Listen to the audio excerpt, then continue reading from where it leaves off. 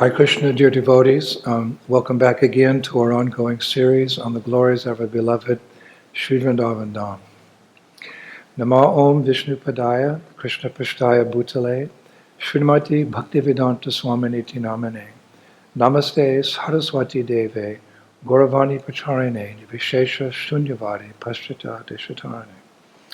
All glories to Srila Prabhupada, the revealer of the dawn. So we're continuing with our mini-series on Sri Rupa Goswami and his seva to his beloved deity of Govindaji. We discussed in our first talk how Lord Caitanya had asked the six Goswamis to go to Vrindavan to re-establish Krishna consciousness there.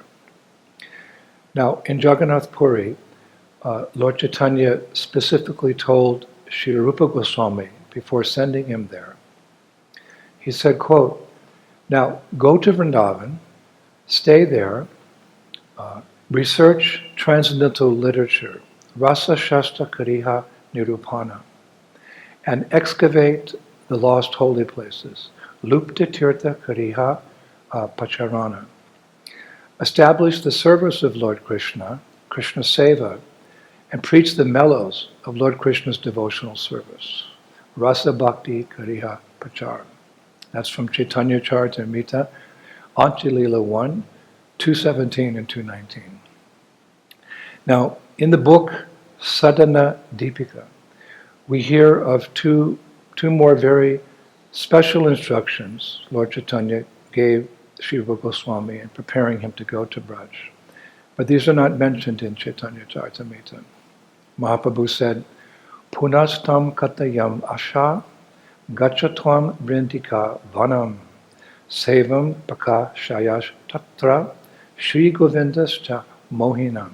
Quote, "Go to Vrindavan and reveal the enchanting service of Govinda. By the mere sight and perception of the Lord, wrapped now in the state of silence, people and all other living beings will attain pure love of God." That's Sadhana Deepika, chapter 8, verses 5 and 6. And the second instruction he gave him was an instruction to protect the sadhus there.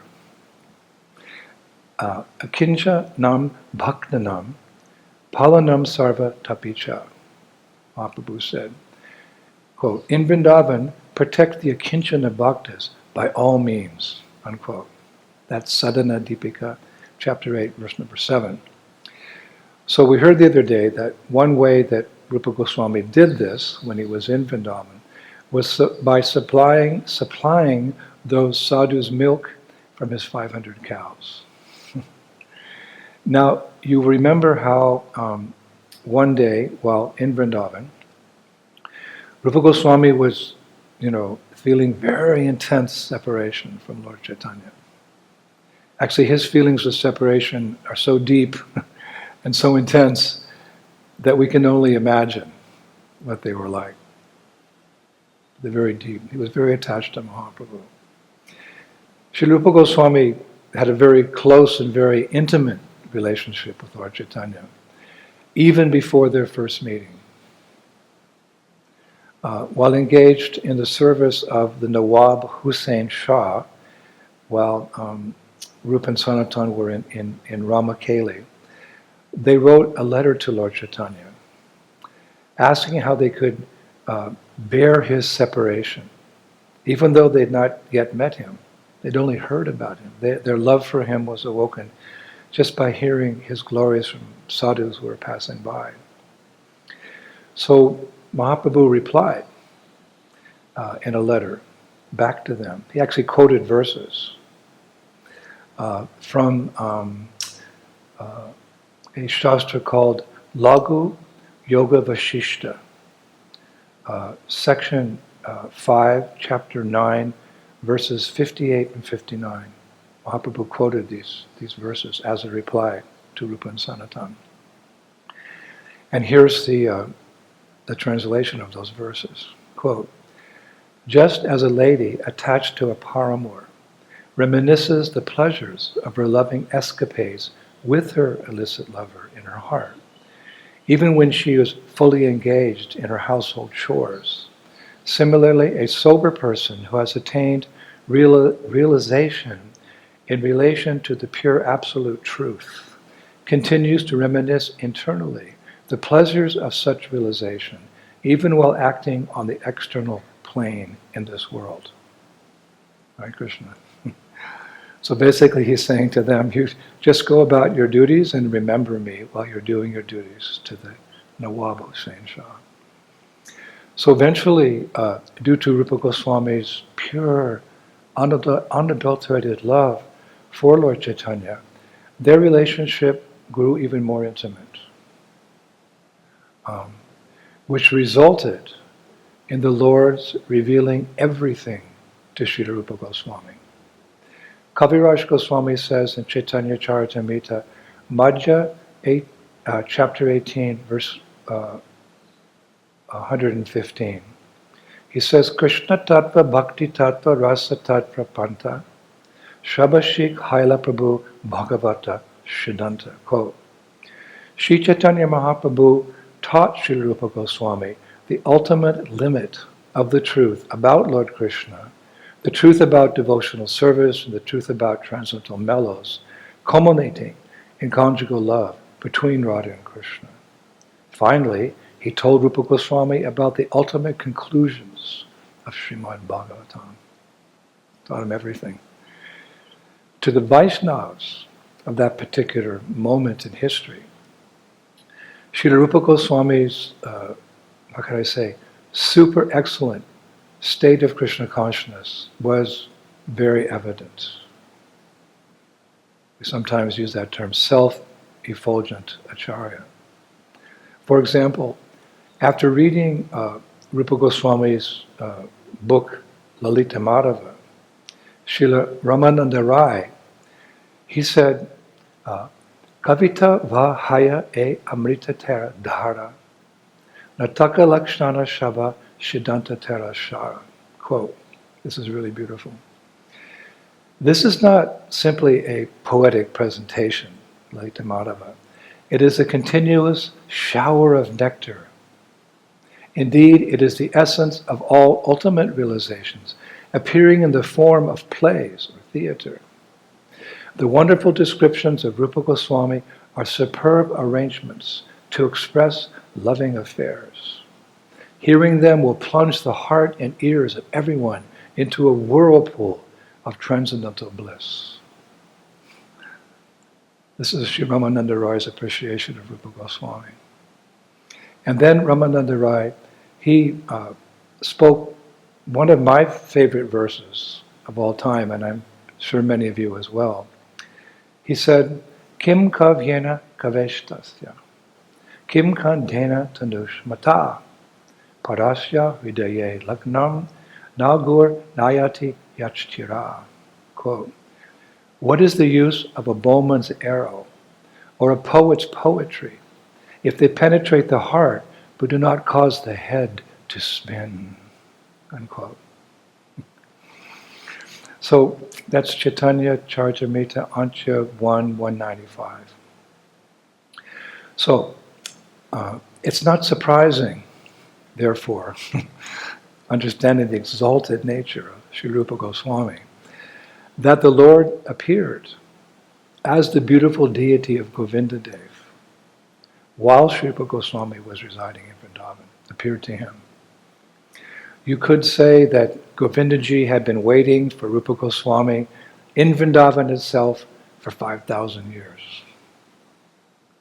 The Garga Samhita, it says, quote, then Bradranab installed Dirga, Vishnu, and Keshava Deva in Mathura, Govinda Dev in Vrindavan, Hari Dev in Giriraj, Gokulena in Gokula, and Balaram 1 yojana away from Gokula. In this way, Bradranab installed 6 deities of Lord Hari. And it was our Sri Rupa Goswami that found Govinda Dev in Vrindavan. So in our last lecture, we described just how Sri Rupa found Govindaji at what we now call the yoga pith in Braj, and how he and the residents of Vrindavan at that time received the Lord. There were so many details in that class. Now, in the days that followed the initial Abhishek of Govindaji, Rupa Goswami made a small hut. Remember, he's a renunciate living in the forest, so he made a small hut for Govindaji to reside in. And I was reading all the details, that this hut was made of leaves and wood and mud and grass. There's no mention of marble and teak wood and so forth. But the most important element was his devotion, his bhakti for Govindaji. So Govindaji accepted. Then, after bathing the Lord every day, Rupa Goswami would decorate him with shringar. Remember, we mentioned the shringar, the decorations or the ornaments that one puts on the Lord when he dresses the Lord or our deities every day. Now, usually that shringar consists of pearls and rubies and sapphires and diamonds and so forth and so on. But Rupa Goswami, being a renunciate living in the forest, he would decorate Govindaji with what's called prakritika parivesh, which means shringar made of nature. Shringara made of nature. Like what? Like creepers, flower dresses, gunjamala, those little seeds, those colorful seeds you find in Braj. It's described Vaijayanti flower beads, tulsi leaf garlands, etc. And then I read that after Govindaji was nicely ornamented this way, Rupa Goswami would place a water pot next to Govindaji, a stick from a kadamba tree, and a mukut or crown made of tulsi beads.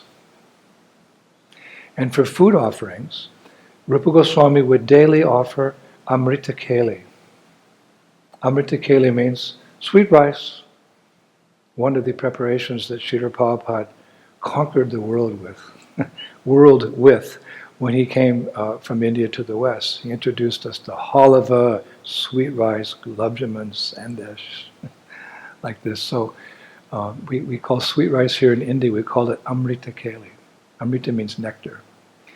Also, he would daily offer shikarini. Shikarini is a special refreshing drink containing camphor, black pepper, and salt. And sometimes he would also offer shatu. Shatu means cooked wheat mixed with sweet water. And in winter, he would offer khichdi and sak. Sak means green vegetables, cooked and served with salt, and sometimes he would also offer a little fruit. Nice details.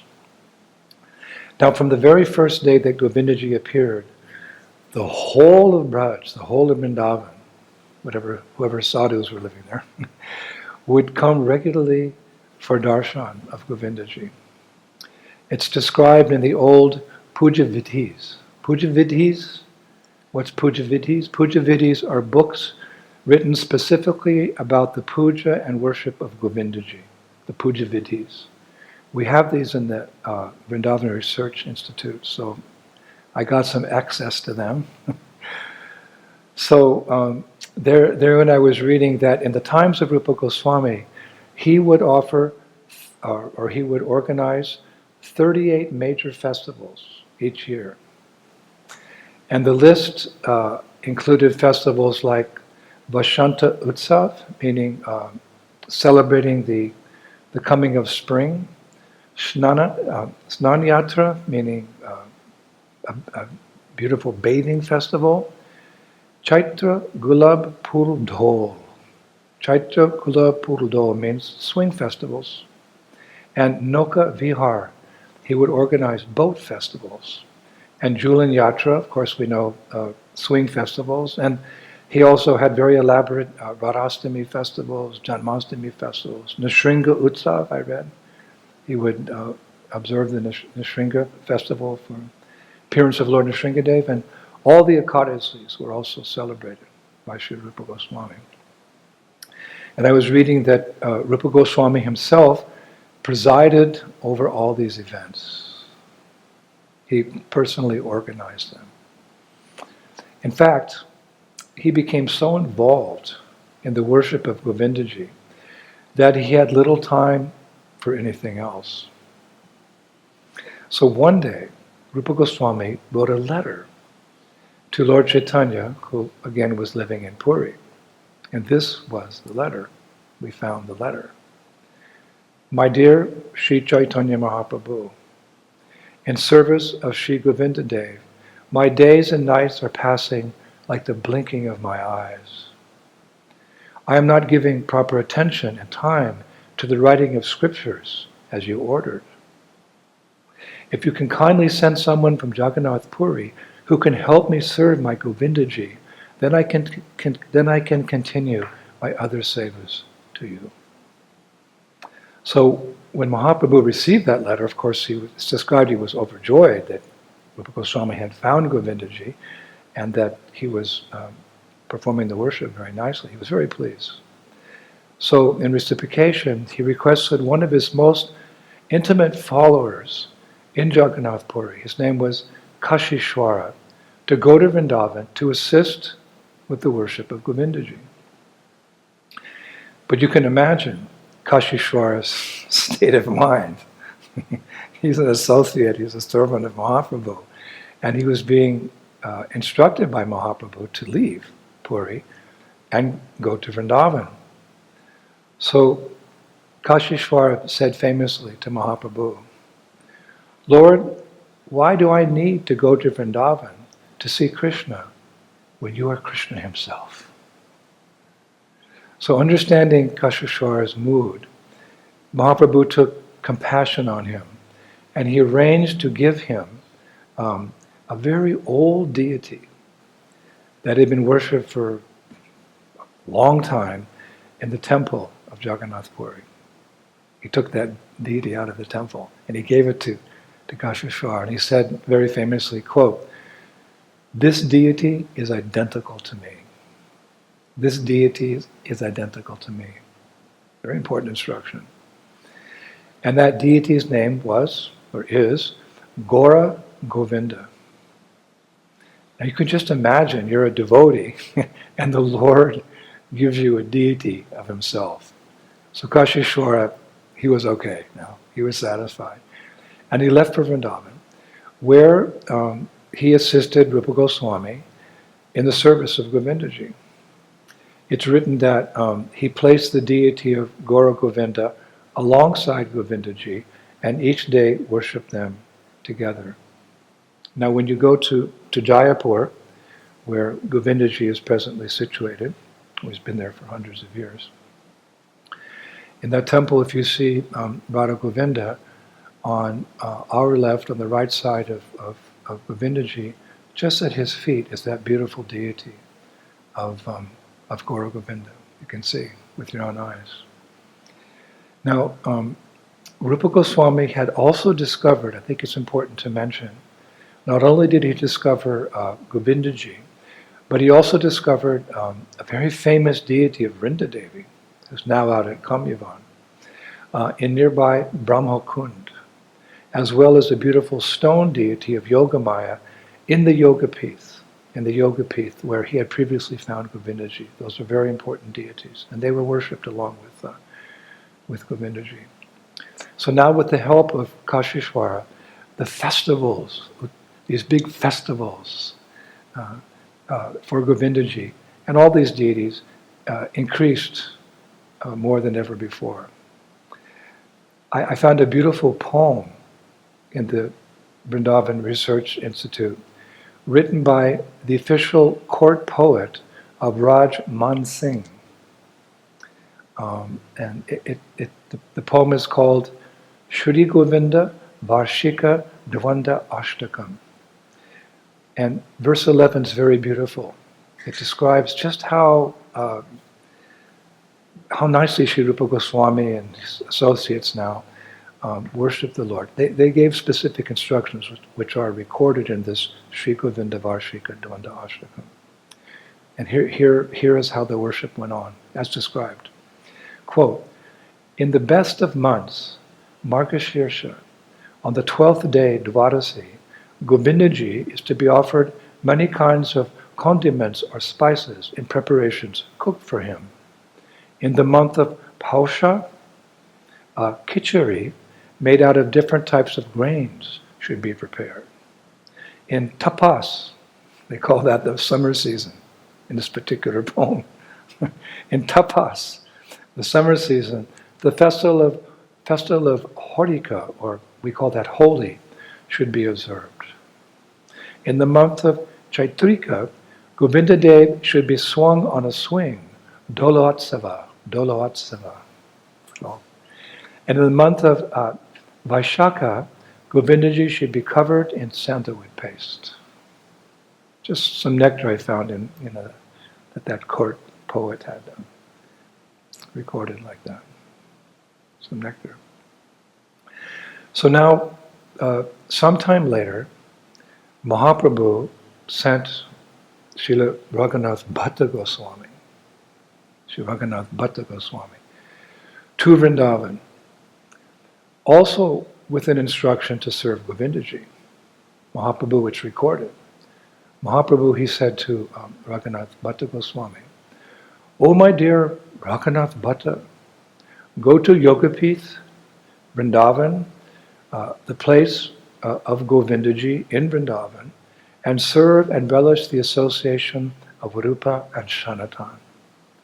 Do not write anything. Just serve Sri Govinda by relating his pastimes as revealed in Srimad Bhagavatam." So sometime later, Lord Caitanya wrote a letter to Raghunath Bhatta Goswami while he was in Vrindavan, requesting him, this is what our research revealed, requesting him to build, quote, a house of gold for Govinda Dev. Those are the exact words which Mahaprabhu wrote. Create a house of gold for Govinda Dev. In other words, build him a temple. So later, a small temple was built by a disciple of Raghunath Bhatta Goswami, very near to Yogapith. It wasn't gold, but it was a manifestation of Raghunath Bhatta Goswami's heart of gold. He gave that instruction to his disciple because he'd received the instruction. But these are Goswamis, they're renunciates, and they're very busy with the main services which Mahaprabhu had given to them. And Raghunath Bhatta's service was basically just to give class on Srimad Bhagavatam. But he fulfilled the instruction of Mahaprabhu by asking his disciple to build that temple. Now, at that point, Govindaji was shifted from the hut of mud and grass to that beautiful stone temple. And Govindaji, I was reading, he was worshipped in that small temple from the years 1535 to 1590. And after that the big famous temple was built, and that we'll be discussing, I think, in our next lecture. Now, unfortunately, the land that smaller stone temple was standing on was purchased by a physician, by a doctor, I found out, 10 years ago. And he tore down that temple and built a school on the property. Actually, I was reading, he took the stone from that temple to make a foundation to build his school. Can you imagine? And for that he was charged and put into prison. He's still in prison. Now, while in Vrindavan, as I was mentioning, Raghunath Bhatta Goswami would speak on Srimad Bhagavatam. And he would do that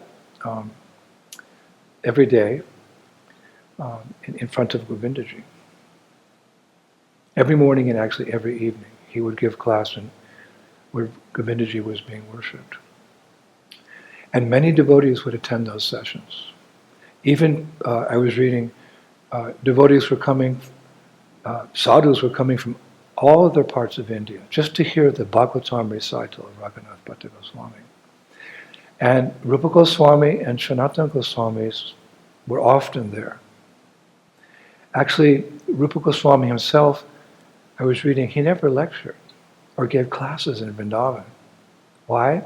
Because Mahaprabhu had ordered him to research and write books, establish deity worship, find the lost places of Krishna's pastimes. The service of actually preaching and giving lectures in Vrindavan, that he gave to Raghunath Bhatta Goswami. So I was reading, Rupa Goswami didn't lecture because he didn't want to interfere with the specific seva that his dear friend Raghunath Bhatta Goswami had received. Raghunath Bhatta was just supposed to speak. He didn't have a deity like the other Goswamis. His deity was Bhagavatam. Grantara Srimad Bhagavatam ki jai, the king of all scriptures.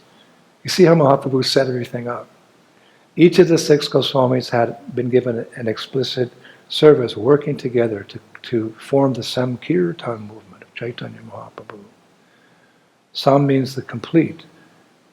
Kirtan, the complete glorification of the Lord. So each Goswami had a specific duty in pioneering the Krishna consciousness movement. So interesting. The vision of Chaitanya Mahaprabhu.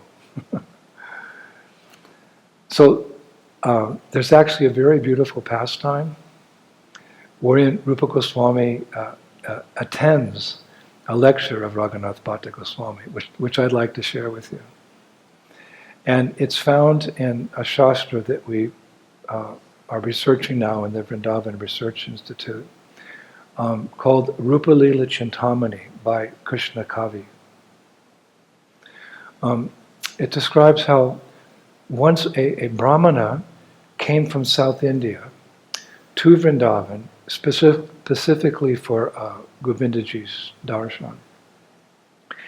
And while taking darshan of Sri Govindaji, this Brahmana saw that Raghunath Bhatta Goswami was giving class on the Gopi Gita. The Gopi Gita is the 31st chapter of the 10th canto of Srimad Bhagavatam. And Raghunath Bhatta Goswami was seated on a wooden asan at the feet of Govindaji. Now that the first verse of the Gopi Gita, just to give us an idea of how nectarian that particular part of the Bhagavatam is, the first verse is as follows. Many of you know that verse. Quote, the gopis said, O beloved, speaking to Krishna, your birth in the land of Braja has made it exceedingly glorious. And thus Indira, the goddess of fortune, always resides here. It is only for your sake that we, your devoted servants, maintain our lives. We have been searching everywhere for you, so please show yourself to us. Unquote. So this was the part of the Bhagavatam that he was speaking on. And there were many villagers, many Gaudiya saints, and other Vaishnavas present at this recital of the Bhagavatam. And they all had their eyes closed, listening to the katha of Raghunath Bhatta Goswami. Not only that, but everyone was crying in ecstasy. The impact of Raghunath Bhatta Goswami's katha could also be seen in the cows and the deer and the birds and even the trees in the surrounding area, because it's described they were all trembling in ecstasy. And it appeared to this Brahmana that even Govindaji was crying in ecstasy. Hare Krishna. Such was the potency of this seva of Raghunath Bhatta Goswami in Braj, his katha. So then the Brahmana noticed a raised asana a little higher than that of Raghunath Bhatta Goswami's. And he was curious. So this Brahmana asked one devotee, said, excuse me, open your eyes. Who is this saint that is sitting on the platform higher than Raghunath Bhatta Goswami? So that devotee, before going back to listening to the katha and closing his eyes, he said, that is Sri Rupa Goswami, the leader of all Gaudiya Vaishnavas in Vrindavan. So the Brahmana is looking at Sri Rupa Goswami, and he comes a little closer and he noticed that, well, everyone else was crying by hearing the katha. Rupa Goswami was sitting with a straight back on his asana with closed eyes, and it appeared that he was not experiencing any emotion. He was just sitting with closed eyes, listening, but there weren't any symptoms of emotion like the others. So the Brahmana thought perhaps, first of all, he thought, oh, maybe this sadhu was sleeping. But when he moved closer, it appeared that Rupa Goswami wasn't even breathing. So concerned, this Brahmana, he took a cotton ball from a nearby tree, a little cotton ball from the tree, and he came forward and he put it near the nose of Rupa Goswami. His idea was that if Rupa Goswami was in fact breathing, if he were alive, in other words, the cotton ball would move a little bit and there was nothing to worry about. It's written that he held the cotton ball for one danda. Remember, danda is 24 minutes, next to the nose of Rupa Goswami, but it didn't waver, it didn't move at all. No breathing was coming in or out. So the Brahmana was stunned. He didn't know what to think. So he just kept that cotton next to Rupa Goswami's nose, hoping to see some life air appear. He was mystified by this sadhu. Then suddenly, just when Raghunath Bhatta Goswami concluded his lecture by saying, Shri Shri Govinda Deva Ki Jai, as he said that, a deep breath came out from the nose of Rupa Goswami, and the cotton ball the Brahmana was holding burst into flames. Burst into flames. So how to explain that? Well, the Acharyas say, because this is a very famous, well-known pastime, the Acharyas say that the cotton ball caught fire because Rupa Goswami's heart was burning in separation by hearing the Gita, the Gopi Gita, from the mouth of Raghunath Bhatta Goswami. Burning in separation from Krishna.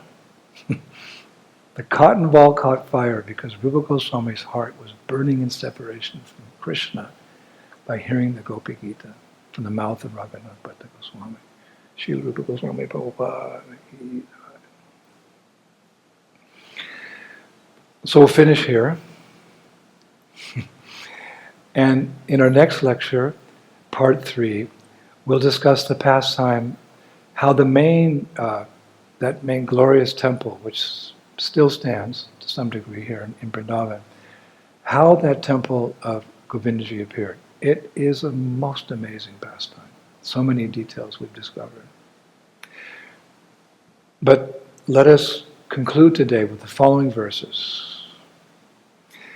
The Adi Varaha Purana says, quote, a person who sees Lord Govinda Dev in Vrindavan never goes to the abode of Yamaraj, for he achieves the destination of the most pious persons. Narada Muni says in the Mathura Kanda of the Skanda Purana, quote, in the abode of Vrindavan is Govinda Dev's most sanctified residence, which is surrounded by his servants. I also reside there. O king, in this world, Vrindavan is the spiritual abode of Lord Govinda's Vaikuntha. Servants headed by Vrinda, who are absorbed in thought of Govinda, are all present there. O king, glorious in this world are those fortunate souls who have seen the temple of Govinda in Vrindavan.